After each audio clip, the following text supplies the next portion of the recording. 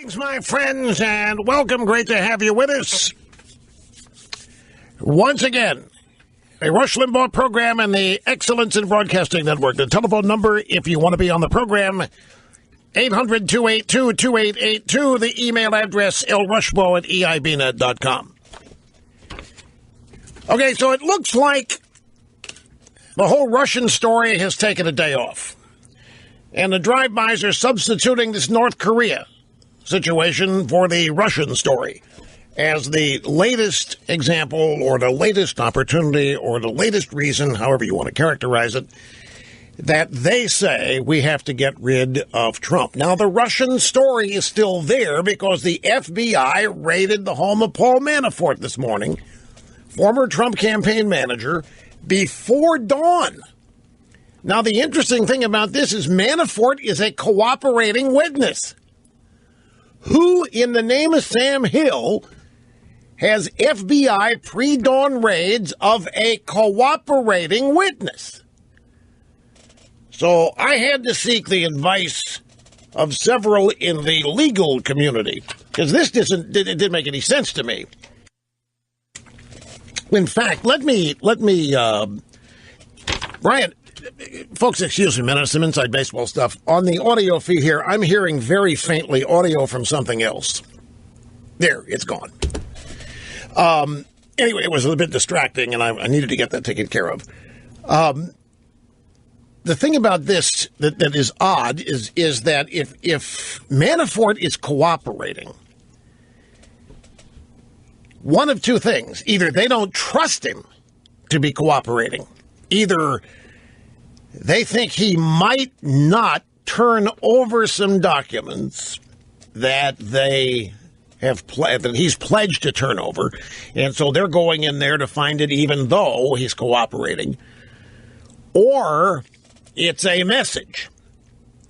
A pre-dawn raid of your campaign manager who is cooperating with you is a shot across the bow. It could be an effort here to signal, because we've also learned overnight that the Trump legal team is in regular contact with Mueller.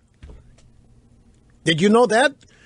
The Trump legal team is apparently in regular contact with Mueller, and according to what I read, we're still tracking some of this stuff down. It's been a very, very hectic morning here, and I've only had about 20% of my time to prep the program because I've been doing some tech testing that has got me so ticked off. I'm actually withholding my anger here. I'd love to share it with you just to get it out. But anyway, I'm doing my best to keep it contained, which I seem to do every day. I'm the one that has to keep it contained. I can't unload. Everybody else goes nuts. Everybody else can unload on me, but I have to keep it inside, let it percolate, and it explodes somewhere like on the golf course. I pretend the golf ball is Hillary Clinton, and bam-o, whack.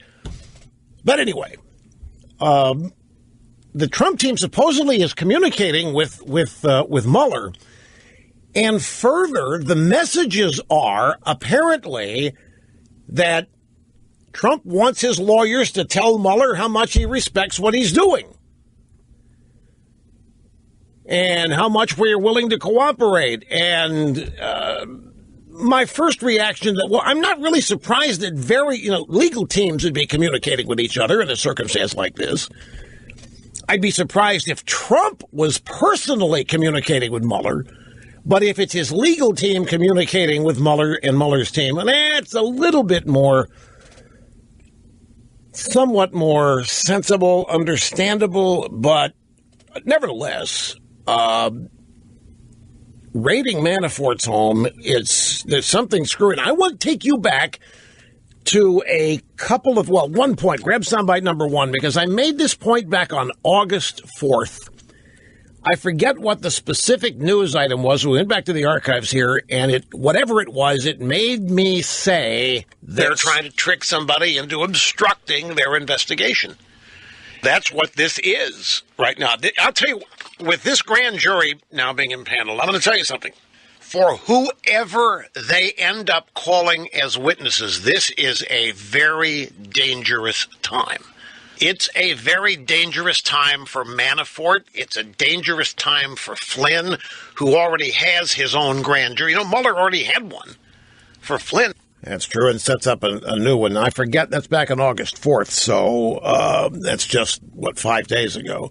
So last week, now this pre-dawn raid of a supposedly cooperating witness is, it's puzzling. Now, Manafort's allies, if you will, fear that what's going on here is an attempt by Mueller. Remember, there's no limits on this guy's scope. He can investigate anything. And Manafort buddies fear that Mueller is hoping or trying to build a case against Manafort that's unrelated to the 2016 campaign. And if they can make a case, and by the way, when they have unlimited money and a no limitation scope, and if they want to find somebody who has done something illegal, irregular, or if they want to create that, this is another thing, they can create a process crime. Very simply, a witness can tell Mueller's team, yeah, that happened on Tuesday. But what if it really happened on Wednesday? They can say the guy lied to them. Process crime. Once they get a charge, the point is that once they find something to charge, then they've got leverage, and then they can offer a deal. Okay, Manafort, look what we found here. We found it back in 2008. You were doing X, and it led to event Y, and we don't think you want people to know about this. We're willing to let you go on this if you'll turn state's evidence or if you'll tell us what was actually going on between the Trump campaign and Russia. That's what the great fear. That's why I said 5 days ago it's a very dangerous time for people that are going to end up being called before this grand jury that Mueller has impaneled or who are under investigation because the specter of a process crime. Remember, this is what did in Martha Stewart. They didn't find any evidence of any wrongdoing, so they create the crime during the investigation. It's become a staple, if you will, in the ammunition prosecutors have at their disposal. If they want to get somebody, interview them 15 different times on the same subject. Get to the point where the interviewee says, I've told you this 10 times. What more? We want to hear it again. And if there's any variance, here comes the process charge. You lied to federal investigators. You lied. I didn't lie. I got the date. You lied. That's the charge. We have the power. We have the ability. We have the desire to charge you. So then you get Manafort on something unrelated to the 2016 campaign, and then you try to get Manafort to flip and give you information about Trump or Trump's inner circle, the Russians, the presidential campaign, anything. That's with no limits on this, folks.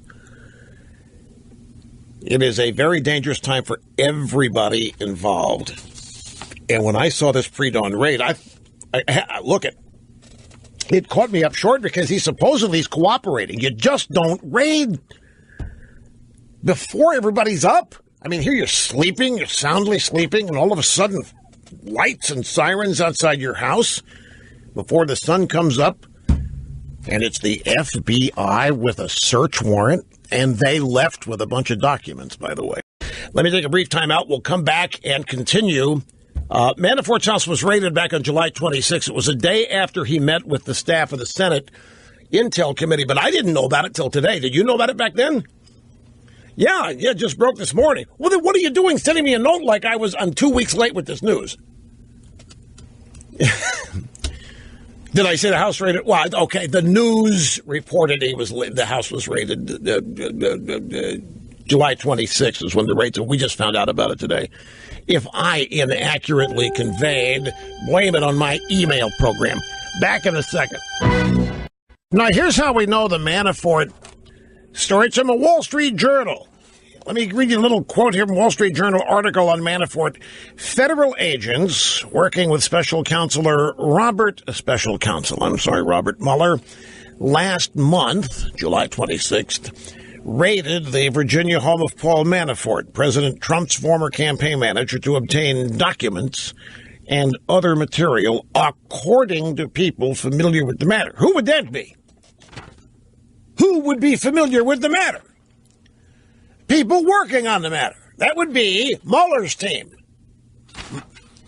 Of course, it's a leak. Absolutely right. It is a leak. Another leak. And it comes out July 26th. This is August the 9th, so 2.5 weeks after the fact. And it happens right in the swirl of this North Korea stuff, where the Russia story had taken some hours off.